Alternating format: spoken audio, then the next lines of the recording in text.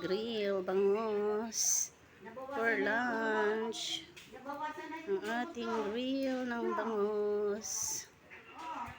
For today's video, mag-iihaw tayo ng malaking bangos, giant. Yan po, niluluto na po ang aming grill bangos.